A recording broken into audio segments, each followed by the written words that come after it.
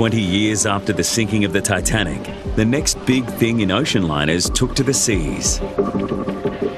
10 years later, it too would meet an untimely fate. Launched in 1932, the SS Normandie was the ocean-going pride of France.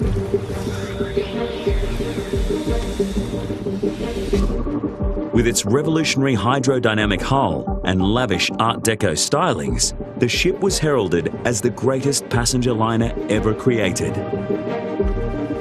And featuring an advanced transmission system to address the shortcomings of traditional direct-driving steam turbines, the Normandie remains the most powerful steam turbo-electric propelled passenger ship of all time.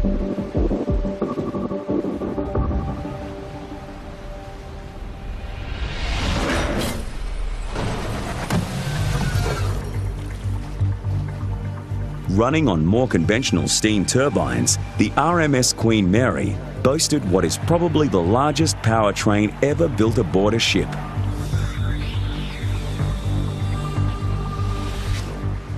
In 1931, all work at the John Brown shipyard was suspended for 3 years.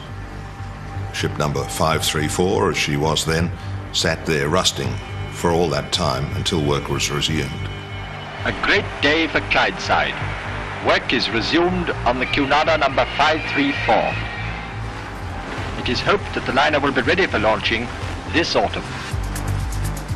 It was resumed and she was completed in 1936, having been launched as Queen Mary. She was 1,019 feet long and about 81,000 tons gross. A large, elegant ship and the biggest liner in the world at the time.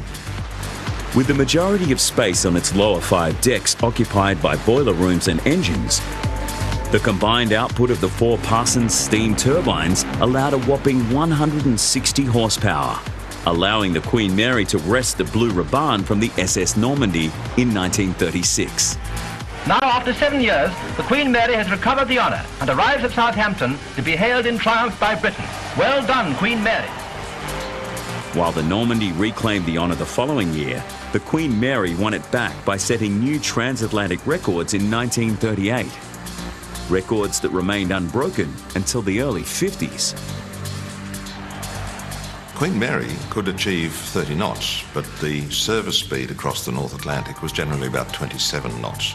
You kept power and reserve in those ships in case of bad weather so that you could make up time, because this was very much a scheduled service. You needed to arrive and depart at the right time. And that's a great speed in those mighty ships crossing the North Atlantic.